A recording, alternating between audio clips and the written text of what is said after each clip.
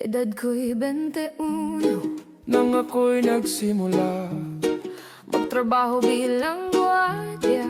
sa init at ulan pa. Sa eskwelahan, bangko, pabrika, construction site, hanggang ngayon sa insurance, tuloy lang ang fight. Marami na akong nakasama, iba't ibang ugali, may tapat sa tungkulin, may magulang din sa duty, mga hepe na di patas, may paboritismo minsan, pero tuloy lang ako sa trabaho'y may dangal. Ako'y bantay ng bayan, tahimik man sa gilid, ang tungkulin ko'y tunay, kahit di mo pansinin, hindi mo man makita ang hirap ng katawan, basta sa pamilya ko may pag-asang tangan.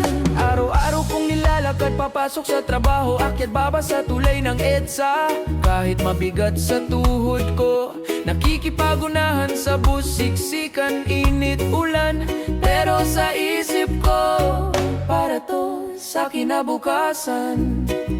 Hindi ko na alintana ang pagod at pawis ko, ang mahalaga, maayos ang buhay ng anak ko.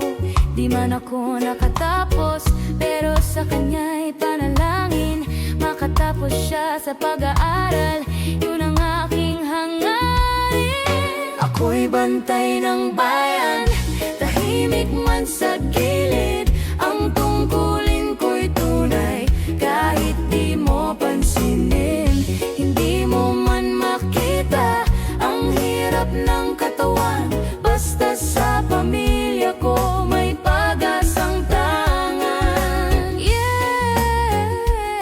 Para sa lahat ng mga guwardyang kagaya ko, May pusong totoo, may pusong totoo. hindi nakikita ng mundo ang aming sakripisyo. Pero alam ng Diyos, Bawat pagod, bawat iyak may ginto. Ako'y bantay ng bayan, taas no sa tungkulin,